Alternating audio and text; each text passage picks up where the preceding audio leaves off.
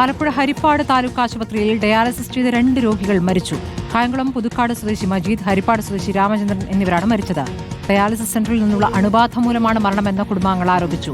പരാതിയെ തുടർന്ന് dialysis unit അടച്ചിരിക്കുകയാണ്. സംഭവത്തിൽ ആരോഗ്യമന്ത്രി റിപ്പോർട്ട് തേടിയിരിക്കുന്നു. മരിച്ചവരുടെ കുടുംബത്തിന് സംരക്ഷണം ഉറപ്പുവരുത്തണമെന്ന് രമേശ് ചെന്നിത്തല ആവശ്യപ്പെട്ടു. ആരോഗ്യരംഗത്തിന്റെ പിടിപ്പുകേടെന്ന് KC വേണുഗോപാൽ പ്രതികരിച്ചു.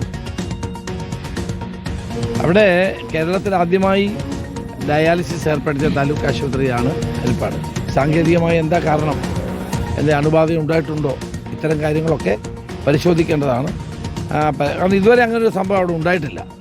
അപ്പോൾ ഇത്തരത്തിൽ പാവപ്പെട്ട ആളുകളാണത്. അപ്പോൾ അവർക്ക് ഉണ്ടായ ഈ ഒരു ദുരന്തം വാസ്തവത്തിൽ വേദനാജനകമാണ്. അവർക്ക് വേണ്ടത്ര സംരക്ഷണം ഉറപ്പുവരുത്തണം. ആ കുടുംബങ്ങൾക്ക് എന്താ സംഭവിച്ചതെന്ന് ആദ്യം റിപ്പോർട്ട് വരട്ടെ. ഹരിപ്പാട് താലൂക്ക് ആശുപത്രിയുടെ ഭാഗത്ത് നിന്ന് ഗുരുതരമായ വീഴ്ചയുണ്ടായിരുന്നു. നമ്മുടെ ആരോഗ്യരംഗത്തിൻ്റെ, പൊതുജനാരോഗ്യ രംഗത്തിൻ്റെ ഒരു കൃത്യമായിട്ടുള്ള മറ്റൊരു ഉദാഹരണം കൂടിയാണ് ഹരിപ്പാടിലൂടെ വന്നത്. ഇന്നലെ തന്നെ ഞാൻ ആരോഗ്യവകുപ്പ് മന്ത്രിയോട് ഈ കാര്യത്തെക്കുറിച്ച് അടിയന്തരമായിട്ടുള്ള അന്വേഷണം വേണമെന്നും കുറ്റക്കാർക്കെതിരായിട്ട് ശക്തമായ നടപടി സ്വീകരിക്കണമെന്നും അവിടുത്തെ ഡയാലിസിസ് നിർത്തിവെക്കണമെന്നും ആവശ്യപ്പെട്ടിട്ടുണ്ട്. വളരെ ഗൗരവതരമായ കാര്യമാണ്. നമ്മുടെ ആരോഗ്യരംഗത്തിൻ്റെ പിടിപ്പുകേട് എത്രമാത്രം ഉണ്ട് എന്നുള്ളത് ഓരോ ദിവസം കഴിയുന്തോറും ഓരോ സർക്കാർ ആശുപത്രിയിലൂടെയും തെളിഞ്ഞുകൊണ്ടിരിക്കുകയാണ്. അതിന് മറ്റൊരു ഉദാഹരണമാണിത്.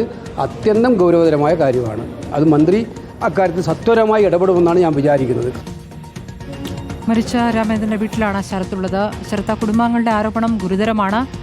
ആശുപത്രിയിൽ നിന്നാണ് അണുബാധയേറ്റത് എന്നുള്ള വിവരമാണ്. അതിനോട് ആശുപത്രി പ്രതികരിച്ചിട്ടുണ്ടോ? എന്താണ് ഇപ്പോൾ നമുക്ക് ആ വീട്ടിൽ നിന്ന് നൽകാവുന്ന വിവരം? ശരത്,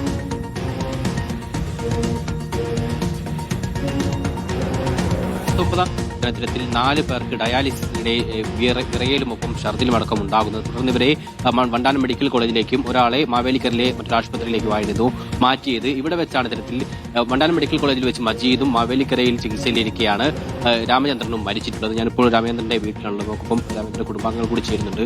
മകളാണ് നമുക്ക് പോകുന്നത്. എന്താണ് നമുക്ക് ഇന്ന് രാവിലെ 6 മണിയായപ്പോൾ ആദ്യത്തെ ഷിഫ്റ്റിന് ഡയാലിസിന് കൊണ്ടുപോയതായിരുന്നു. അപ്പം രാവിലെ കയറി കഴിഞ്ഞ് ഒരു കുഴപ്പമില്ലായിരുന്നു. 1 മണിക്കൂറൊക്കെ കഴിഞ്ഞപ്പോഴത്തേക്ക് ഛർദിലും ഭയങ്കര ഷിവറിങ്, വിറയിലും ഒക്കെ കൂടി. പിന്നെ അച്ഛൻ കുറേ ഛർദിച്ച് ലൂസ് മോഷനായി, അങ്ങനെ ഭയങ്കര പ്രശ്നമായി. അന്നേരം അണുബാധയാണെന്ന് സംശയിക്കാൻ നമ്മൾ അവിടെ ഹരിപ്പാട് ഹോസ്പിറ്റലിൽ തന്നെ ബ്ലഡ് ടെസ്റ്റ് ചെയ്തായിരുന്നു. അന്നേരം അണുബാധ ഉണ്ടെന്ന് ഡോക്ടർ തന്നെ നമ്മളോട് പറഞ്ഞായിരുന്നു. രക്തത്തില് ഡയാലിസിസിന്റെ തന്നെ സംഭവിച്ചത് ഉറപ്പാണ്. ഡയാലിസിസ് പ്ലാന്റിനെ ക്ലീൻ ചെയ്തതിൽ നിന്ന് സംഭവിച്ചത്.